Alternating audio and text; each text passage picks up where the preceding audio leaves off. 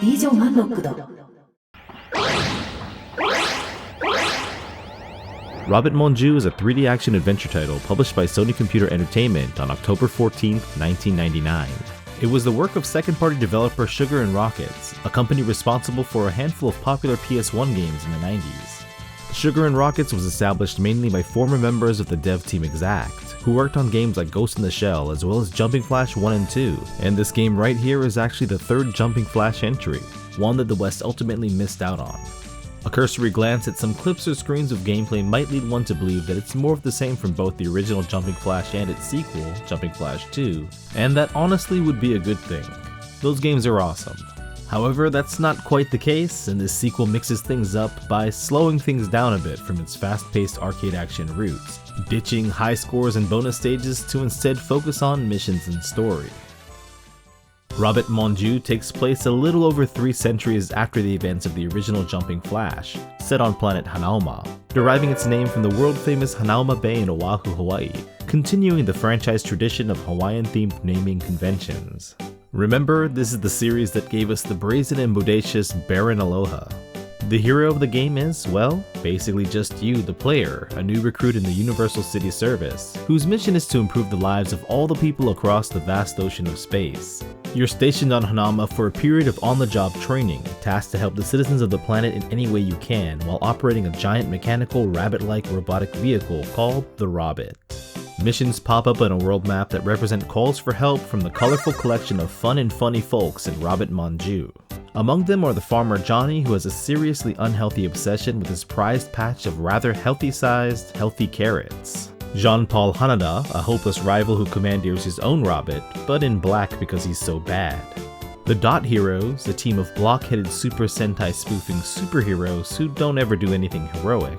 And Drill-chan, the daughter of the president who's always either causing trouble or getting herself into trouble, sometimes intentionally, sometimes not.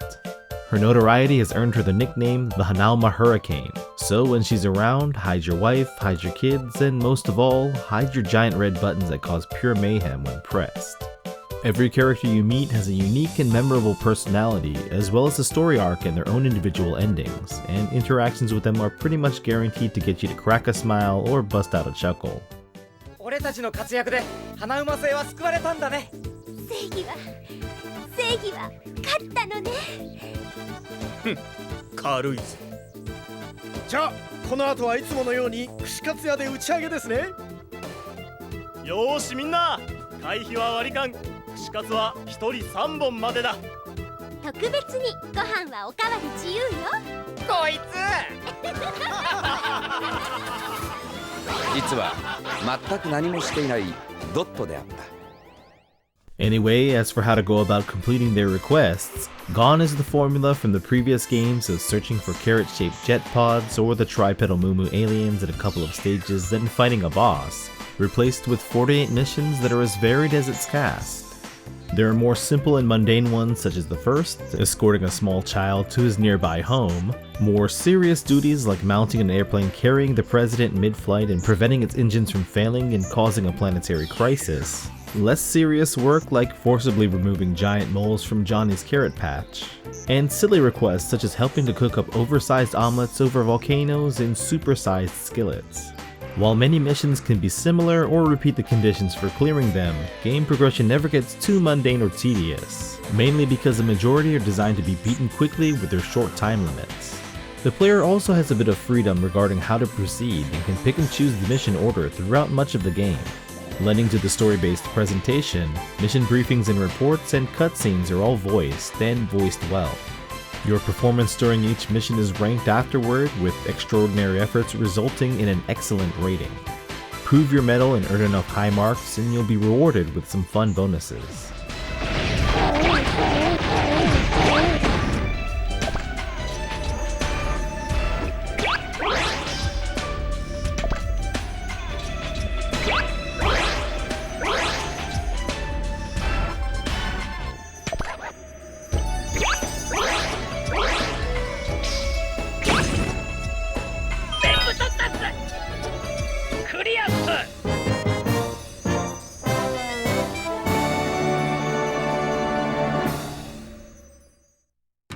Additionally, clearing requests will typically include monetary compensation in the form of Hanalma's currency, Kiwi, with extra cash given for continuously using your foes' heads as springboards without touching the ground, and finishing up with full HP. Kiwi can be spent on health power-ups and sub-weapons sold by a robotic merchant who appears in certain stages, or at vendors that can be accessed on the world map that sell a variety of dot hero snacks that come packed with collectible dot cards. There are 100 dot cards in total to collect, 80 that are acquired from snacks and 20 hidden across the world in hard-to-spot treasure chests.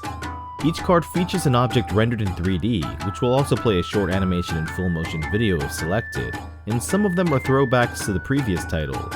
Unsurprisingly, besides these cards, there are a lot of direct references to the older games, mainly the original, as Hanalma is actually the planet Baranaloha ripped several gigantic landmasses from in order to create his chain of galactic resorts. In particular, the first two stages of Jumping Flash will be revisited several times in Robbit Mon Dieu. A lot of the enemies in this game should be recognizable to any fan of the originals, as they are largely the same, and the iconic jet pods and exit jumping pad will show up a few times through the course of the new Robbit's adventure. Even the aforementioned Moo-Moos make an appearance in a pleasant, not-so-surprise. Much of the history and landscape of Hanalma has been affected by what transpired over 300 years ago, and one of the more fun plot threads involves a director filming a movie about the events that took place in the original game. All that sounds pretty good, right? But how does the game actually play during missions? Well, regarding controlling the Robbit, apparently not much has changed in 300 years, and anyone who's played either of the Jumping Flash games will feel completely at home here. You'll be single, double, and triple jumping off of platforms and enemies everywhere you go, at times navigating spaces a bit awkwardly since the engineers of this mechanized marvel apparently still can't figure out a way to incorporate left and right strafing to its design. One newly welcomed addition to your arsenal of moves is an earth-shattering stomp executed from mid-air that just wrecks anything it connects with. There's a short cooldown period between uses, but it's an attack you're sure to use often, especially since the rest of this Yellow Robbit's combat capabilities have been downgraded from the original white model. The reason for this is that the Rookie's Robbit is actually an all-purpose model, not designed for battle.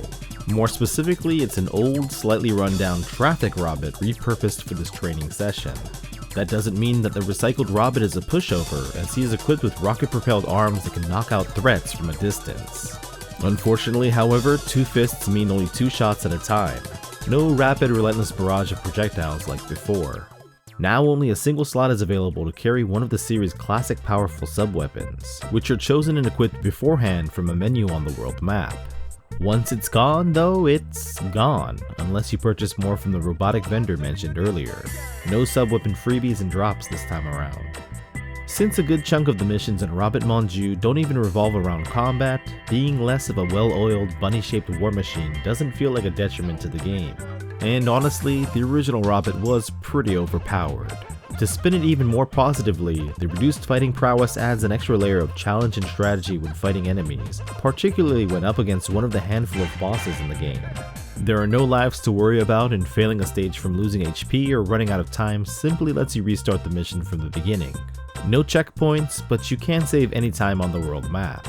Aside from aiming to get an excellent rating in each mission and a sudden spike in difficulty at the very end of the game, there is not much of a challenge in Robbit Mon Dieu, and while it is more difficult than its predecessors, it's still pretty easy overall, especially for Jumping Flash veterans.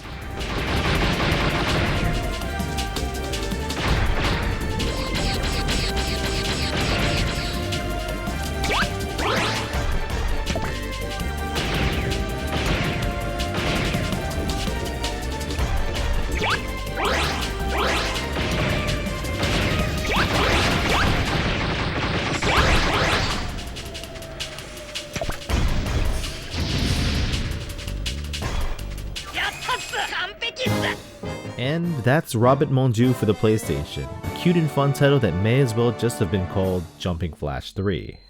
I estimate the game would take roughly 5 hours to complete all missions for most players, maybe a couple more if you want to ace them all and find all collectibles. Technically, it is a significant upgrade from the previous games in many areas, with improved draw distance, more textures and polygons, etc., though the graphics and art do lack a lot of the pop and trippiness of the other games. The focus on story, less saturated world, and the overall slower pace of the game may be a turn-off to fans of the first two games who love their quick pick-up-and-play nature, but I imagine that most diehards will find a lot to like with this third entry.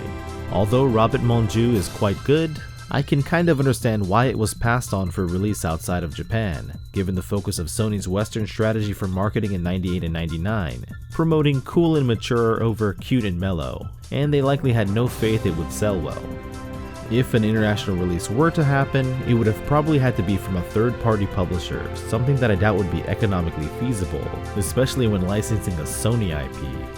Developer Sugar and Rockets would be broken up by Sony shortly into the PS2 era, and aside from Pocket Moo Moo, a variety and minigame compilation designed for use with the Pocket Station, no other Jumping Flash games would come out for the PS1 or later PlayStation platforms.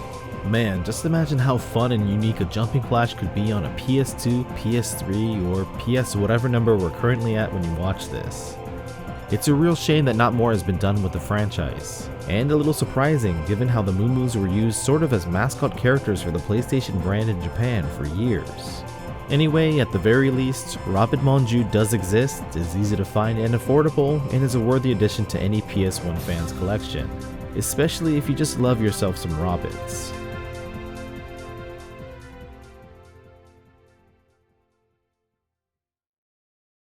Hey guys, thank you for watching. If you enjoyed the video, and I assume you did if you made it this far, I would really appreciate it if you hit the like button, leave a comment, and share it with someone you think would also enjoy it.